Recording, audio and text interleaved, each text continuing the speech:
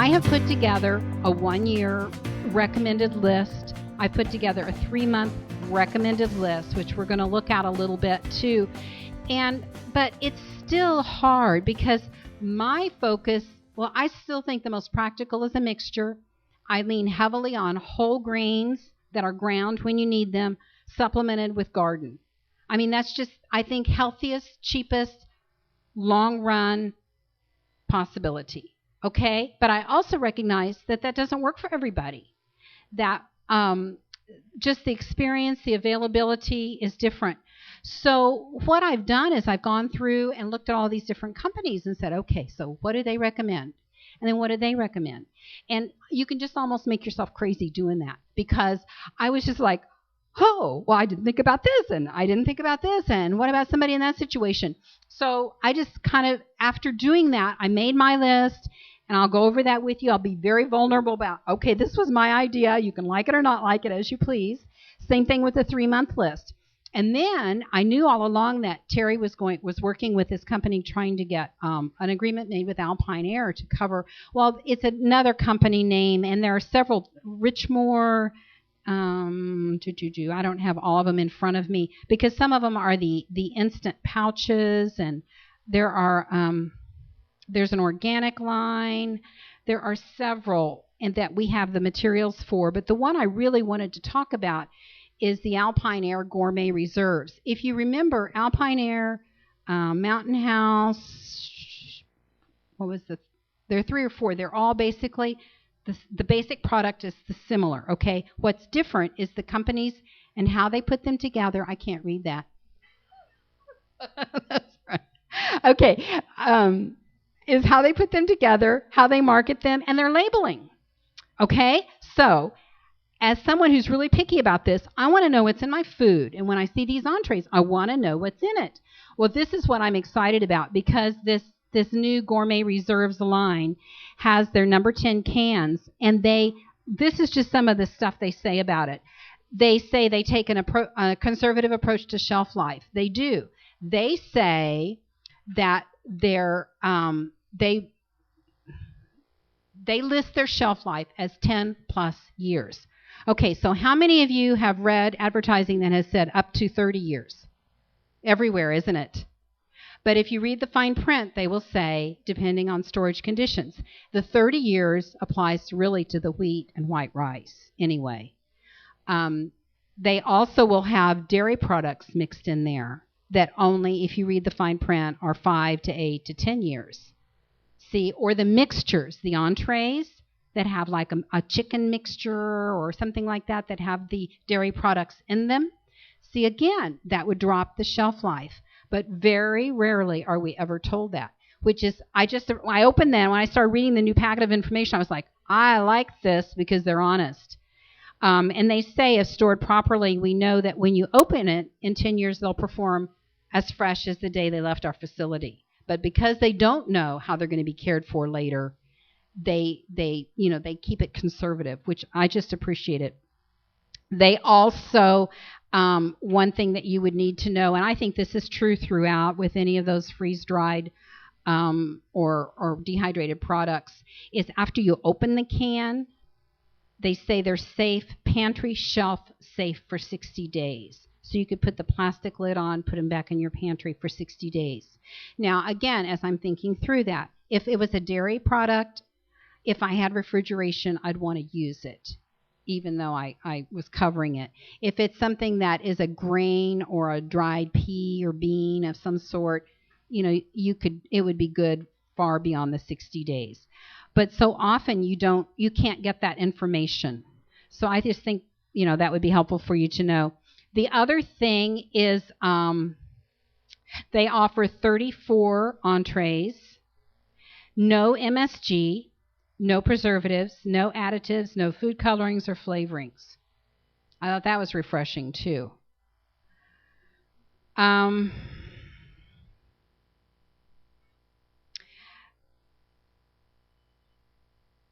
And then in their catalog, and there are a couple catalogs out there that just give some basics, but they go through a lot of the same things thinking through the sizes that I did with you. But another thing I want to draw your attention to is that, and I want to read it to you. Okay, I'll just tell you. They don't use white sugar in their recipes or as a supplement to increase calorie counts.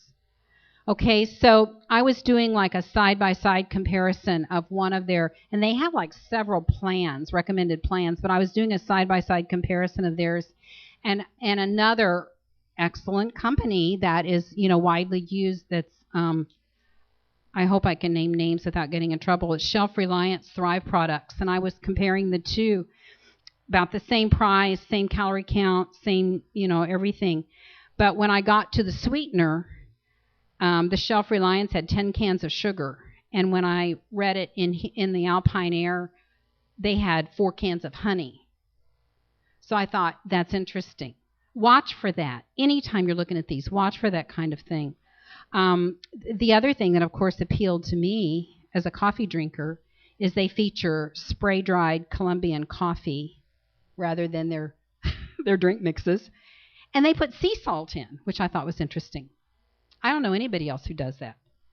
So I'm really excited about some of the options. Some of the frustrations I had are being taken care of. The other thing I like about it is some of the products are organically grown and they are labeled, and the beef products are hormone-free. They have a good variety of freeze-dried meats. And then the other thing I like about it, and when you look at the reason I'm telling you this, and I'm sorry I haven't had it long enough to get all this on a PowerPoint, but when you look at the catalog, I want you to watch for these things because it's significant. When you're purchasing any kind of food, you want to do it wisely, and I think you need to have the information before you to do that. But one thing that they tell you how many calories per person per day, which that can be good information. Sometimes it doesn't matter if those calories are padded with sugar. But they'll tell you how many cans, the weight, that's not unusual. But they also tell the storage dimensions. So like if you have a certain closet or space you're going to use, it tells you exactly, if you do that exact plan, which you obviously don't have to, what it would fit in. And then they distinguish between like the highlights, whether it's like here's one that's instant. Entrees include beef, chicken, and turkey. 57 different items. 81% have a no-cook feature. Just add hot water. So you can decide how much cooking you want to do. So basically, what they have done is they've divided it up into different, like there's the Gourmet Supreme system that's instant. There's a versatile system that is kind of in the middle. And then there's the primary system that's very basic. That's mostly whole grains. That looks very much like my list did, to be real honest. So again, I'm sorry not to be able to, the catalog's like 36 pages, so I just couldn't get it to you, and I couldn't get enough of it up there. We do have a couple copies out on the table for you to take a closer look at, and I can show you here too, but I just appreciate the way they lay it out. They're honest with their labeling, and I just thought it was refreshing in the industry to have that. So I'm excited that that's an option for us now. And then Reagan graciously said I could give you another break, and she wasn't in here to know you'd had a break. Do you need another break, a stretch break? Because the next thing I want to do is show you the other two lists. Okay, I think we're good. If you need to stand up, it does not bother me at all. Okay, Chris, will you pull up the 1-year supply list? We're going to try this. Since we're in transition, usually I have this list to hand you, and then I have a 3-month supply list to hand you, and I do have it on PowerPoint that we can use. But I just want to give you a chance to ask questions specifically about, okay, what do I do with that, or why would you even want a grain like that? Because as you are formulating, or even maybe mentally taking inventory of what you already have in storage, and you're thinking, okay, what are my weak places? Or what do I need to supplement with, or whatever. I want you to be able to look at some standards so that you know. And then we can talk about what it might take to fill in or where the weak places are. Okay, like if I were sitting down with you and saying, this is what I recommend for your supply. And honestly, I change my mind regularly. Generally, this is true, okay? On the website, if you find the 1 year supply, this is what you'll see. It says 300 pounds of grain per year. All right? This is how I divided it. I said I would want 3 buckets of white wheat because we like white better than red. I mean, that's personal choice. 1 of white rice, 1 of pearled barley, and 2 of oat flakes. We go through a lot of oatmeal, and oat flakes are a practical option. The other things you could have there, you could have corn, and some of those are listed down in here. Some of them I put in number 10 cans because they aren't used as much. You could use, there's corn, there's millet, there's quinoa, there's brown rice, there's rye, there are 9-grain mixes, there are 7-grain mixes, there are 11-grain mixes, and I actually have listings that tell what are in those mixes, if that's been a question that you've had, that I'm happy to share with you. All kinds of different possibilities there. The thing about popcorn, why I choose to store popcorn instead of regular corn, is you can grind it and then you can pop it. So it still can be used like for a ground corn. And it just has more options. Millet is something we're hearing about, and there is a company, really wonderful people. They have some excellent training. They have some excellent products, but they have a food recommendation that I'm looking for as we're speaking, just so I can tell you accurately. But basically, there are 4 things on it. And one of them, they're only grain. Oh, here it is. For 1 year, for 4 people, 1 year, 2 meals a day. But this is what they recommend for their storage plan: 4 6-gallon buckets of millet, 6 6-gallon buckets of rolled oats, 6 6-gallon buckets of a hearty soup blend, and 1 6-gallon powdered whole milk. And that's it. Now, the millet threw me. I was like, I've never heard that before. So I started doing some digging on millet. And millet is used as a cereal grain in other parts of the world. But the thing I think probably why they're recommending it is for people who are gluten intolerant or have celiac disease. They can handle millet. Millet isn't as versatile as wheat, but millet is inexpensive and, is a cereal grain. So I don't know if I'd make that my whole grain choice, but it is a possibility. Another thing you'll see sometimes in the grain sections is that a hearty soup blend, and I have a sample bag of it here that actually I vacuum sealed, and then I treated it roughly. Terry and I have this ongoing thing about vacuum sealing. I like it. He's not so sure, but this is why he's not so sure. If it gets rough handling, this was home vacuum sealed. Rough handling, the seal breaks. That is that soup mix if you want to look at it. The other thing you can do, though, with home vacuum sealing is you can do it in jars with lids, and then you can reuse it, and you don't have the broken seal. Hearty soup mix is a nice thing, though. And pastas can be in there. Any other grains that you've stored that you like, that you recommend? Spelt. Oh, yes. That's another one. Okay, all kinds of options. All right, let's look down at the beans. We have, pull it over so I can see the other side. There you go. 60 to 90 pounds per person per year. Remember, a bucket is about 45 pounds. So like this pintos are the most versatile, I think. That's 1 bucket. These I got in number 10 cans. Kidney, navy, black, garbanzo, lentils. Lentils are cheap and versatile, and they sprout like almost in a day. They are just so easy.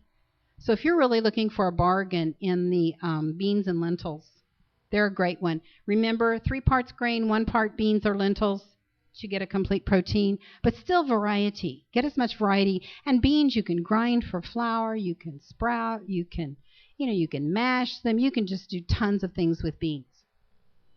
Okay, and then down to the milks. The other thing, this one I just read you with millet and oats and stuff, did you catch that 1 6-gallon of powdered whole milk? I've never seen that anywhere either, because whole milk will go rancid if it's not carefully cared for, and it's a 6-gallon bucket. So normally you see non-fat instant non-fat milk because of the rancidity. And then this listed I put in a cheese powder. That's like the macaroni and cheese powder. But if you had a chance to try the freeze-dried cheeses back there, those are great products. And Terry's going to continue carrying those. That's the one thing I did not see in this new Alpine Air plan is the freeze-dried cheeses. So I asked him specifically. The fats and oils, there are some of the options: olive oil, vegetable oil. Olive oil doesn't store that long, but you can freeze olive oil. The one I've heard that stores so well is coconut oil. So that's a possibility for you. Those powders are long-term storage. They are packaged like in the number 10 cans.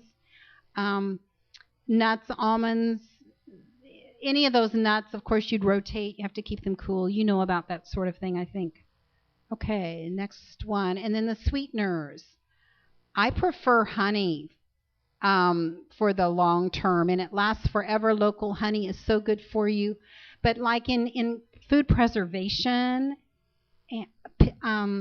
white sugar is pretty practical for that too. So, I'm not totally against that. Brown sugar sometimes. They're in this Alpine Air company, they package a maple, I think it's a maple syrup powder, which I've never seen anywhere before. I thought that was intriguing.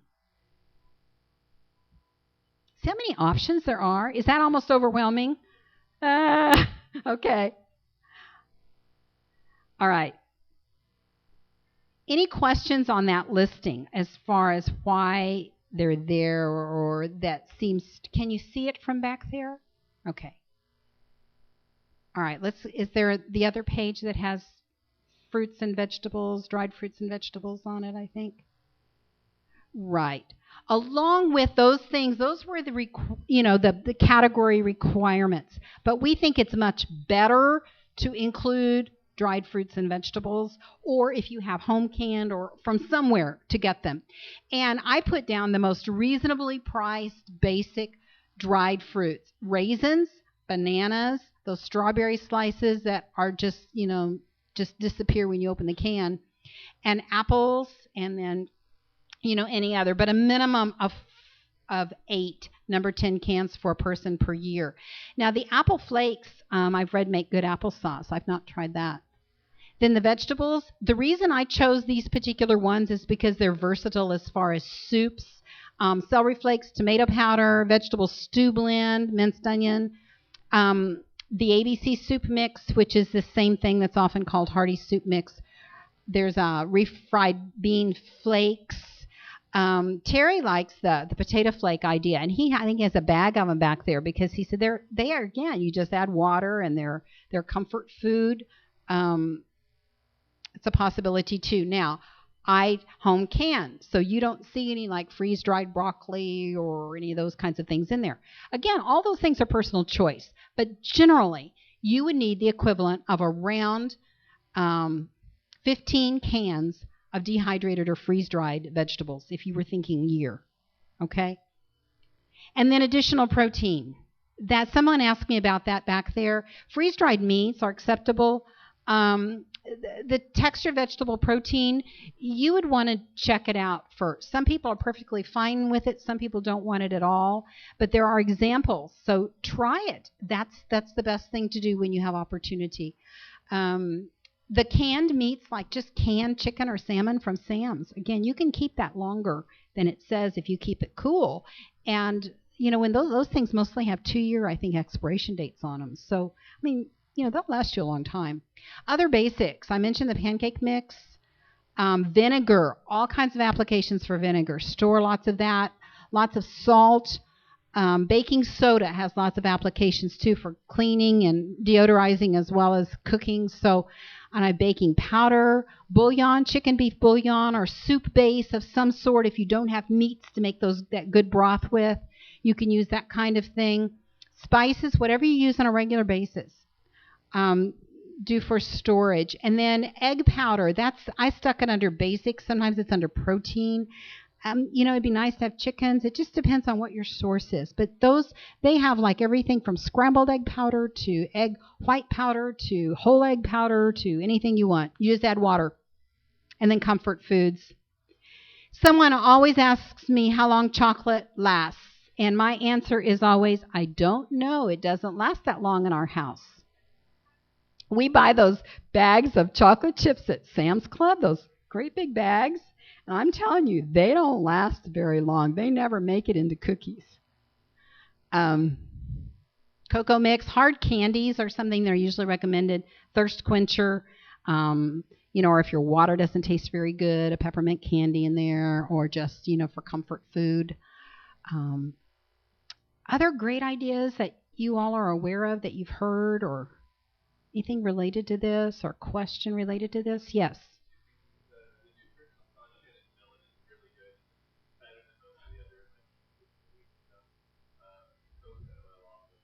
It is. Coconut oil is a real. Mm-hmm. Yeah, you're right. And it keeps forever. I mean, that's a huge thing when you don't have access to other things. So variety. Go for variety as much as you can in those grains. And okay, then let's go to the 3-month chart. People will ask this, and this is what I want to highlight from it. They'll say, okay, so I don't want to think 1 year. I only want to think 3 months. So tell me what I should buy for 3 months. Well, number one, I can't tell you what you should buy. But if I'm giving you guidelines, like, again, this Alpine Air company has smaller, shorter lists. But this is what you need to keep in mind. How much variety of number 10 cans can you get if you're one person buying for 1 month or 3 months? See, that's the kicker. You can't get as much variety. So it's harder to get a good listing for 3 months. You can work with it, but it's just harder to do. The other thing is, the advantage of 3 month is less storage space. And if you got one of those, you're always going to see the number 10 cans. You won't see buckets. Often smaller cans also. Now, thinking that through, most things are less expensive in the larger containers. Okay? So if you're getting wheat that would last 30 years, why would you buy a 3-month supply? See what I'm saying? So think through those individual products. What I really think is the best thing for people to do is find some list, whether it's the list I have or a list from one of these other catalogs, and go through it line by line and think about it. Okay, in these grains, which grains would I really eat? And what would I do with them? And I'm going to give you some hints tomorrow in working with some of these foods, but what would I really do with it, and what would I really eat? And then add and subtract from that basic list to make it personal. But that's one thing. I would never buy wheat in a number 10 can because, it lasts so long in the buckets. Normally the 3-month supply things are cracked grains, and they assume no grinder. And when I created the list that's on the website, that's what I assumed. Because usually people with small, shorter term storage things don't want to mess with that. So they're cracked, no grinder required. And they're items that are chosen for shorter cooking times. But they're more expensive usually. So you pay for convenience, right?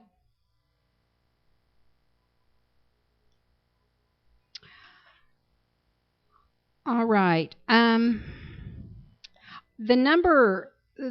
plan, well, I don't want to I'm just throwing so much at you, and I realize that. And part of it is because of that whole new grouping of foods. Typically what I do is go through this 1-year plan real carefully and 3-month plan, and then we go back and forth and look at advantages and disadvantages and why this might work and this wouldn't work.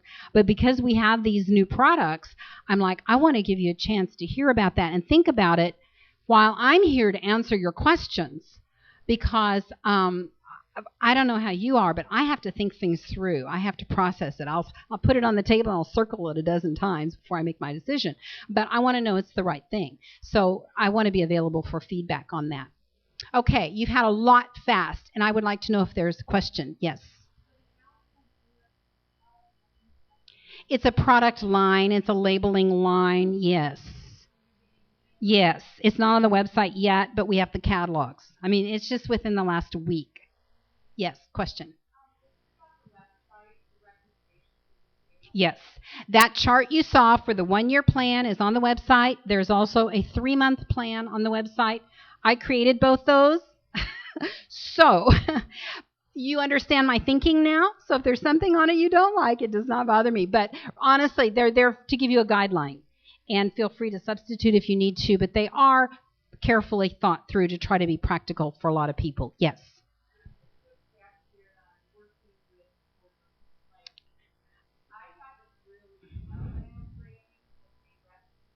Okay. All right, since you ask, no. One of my other frustrations with it all was, okay, they tell you to buy this stuff, but they don't tell you what to do with it. And when you check the websites, the other thing you'll see is like one of them, they had these two women who are like, could be on Food Channel or something, who do these demonstrations. But like there was this one, it was a broccoli something casserole, you had to put it in an oven. Well, you know what? If I'm in an emergency situation, I'm not going to be making casseroles for the oven.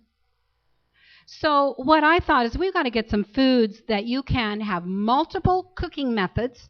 It could be campfire, it could be a little camp stove, it could be a propane grill, it could be a charcoal grill, but that aren't fussy with their cooking methods, that you can use basic grains. And then my belief is, again, you should supplement with fresh. So what I did is I started this, I don't know, probably a year ago, just going through, and as I fixed something, I would take note. Okay, I cooked that from stored foods. And then I'd lay that recipe back. And then, okay, this came totally from our garden. Lay that one back, or the combination. And then we started just dialoguing about some of these conferences. And so Terry said, okay, can you get it together for the March conference? And I had like 3 weeks. So I typed nonstop and got this submitted. So every recipe in here I recommend. I've thought of a whole lot more since then, but it does go through some things that you can do that are very family-friendly, normal things, like everything from chicken and noodles to southwestern pasta salad to grilled vegetables to roasted fall vegetables to the grains. Like, I don't know if you've worked with bulgur. You can make your own or you can buy it, but it's like an instant thing too. So that's a good possibility. And do you know about bulgur? No, okay. Let me tell you about it then. It's wheat that has been steamed and then dried. Cracked wheat kernels steamed and then dried. All right, so then what you can do with it is you could just add water and let it set overnight. And there's a recipe in here. There's a bulgur mexicana, but there's a bulgur, I think I call it Frank's breakfast or something. A friend of ours just stirred it together, and what he did is he poured water or milk on it the night before, and the next morning he stirred in peanut butter, almonds, raisins, and honey. It's fabulous. No cooking required. The same thing with the muesli. Muesli, it's not like what you buy in a box. It's like cold oatmeal that you've poured orange juice or reconstituted tang or something, or milk, it could be, the night before, and you let it soften, or you could use water if that's all you had. And then you stir in homemade yogurt if you have it, or if you purchase yogurt, dried fruits. It's a good place to, like, if you have fruit that's getting old and you can grate it into that orange juice, it keeps it from turning dark. Nuts, anything you like. It's fabulous. Kids like it, adults, it's nutritious, and you don't have to cook. There are so many Greek yogurt you can make in a thermos, and the recipe's in this too. And there are just so many things that apply. Once you're thinking that way, once you're thinking in terms of how I'm going to cook with food storage, you will be amazed at what you find. If I were starting and supplementing, I would go heavy on the things I could not access regularly. That's why I go heavy on grains, heavy on, big variety of grains. And even though I like to grow, like I could technically grow the dried beans, but I have done that and know it's a pain, and you don't get very much for what you do. So I'm going to buy them as long as I can and buy great variety. Now, beans do get kind of stale after a few years, but they require longer cooking, or a pressure cooker will work for them, or cracking them. A lot of times, in the packets where you see cracked beans, like you'll get a beans and rice mix or something, you notice, or chili mix and the beans are cracked. That's so they'll cook faster. And you can do that technique yourself if your beans have gotten old. And no, they're not the same as the fresh, but, it is it's not difficult to grow beans, but it's just kind of a pain. I mean, the dry beans. And I know from talking with some of you, you're talking quantity. You're thinking, I may have a lot of people at my house. So you need to be collecting utensils, large stock pots. You won't be doing that on a little bitty camp stove. So a way to cook that. One of the things in disaster relief type cooking is we found we always had trouble getting anything long enough to stir with. We could get the big pots, but stirring utensils and some of those things you need to keep in mind for now. I also have a quantity cooking, just specifically a set of recipes that can be posted. Oh, it's just like 6 or 7, but they're very usable recipes that could be posted for you to access too, if you're interested, or if you're not very many of you are, I can run a copy for you too. Specific other questions? Let's think through grains. 300 pounds. Comfortable with grains? Okay, then we have the beans and lentils. Comfortable with that? Any questions there? Again, get your system used to using those things. I mean, they're if you really want to find out how to feed your family during, quote, hard times, for whatever reason, whether that's job loss or whether that's access to foods, whether it's natural disaster, whatever it is, look at how third world countries feed their people. That's where the most practical recipes are. We're not going to be doing yeast breads. We're going to be doing flatbreads probably, right?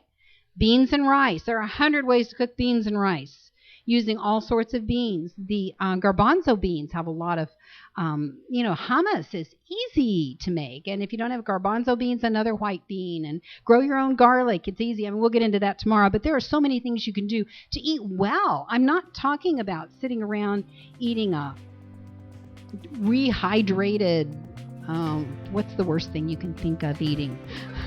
I hate to do that to you. We're not thinking about that, whatever that is. We want it to be something that is tasty to you.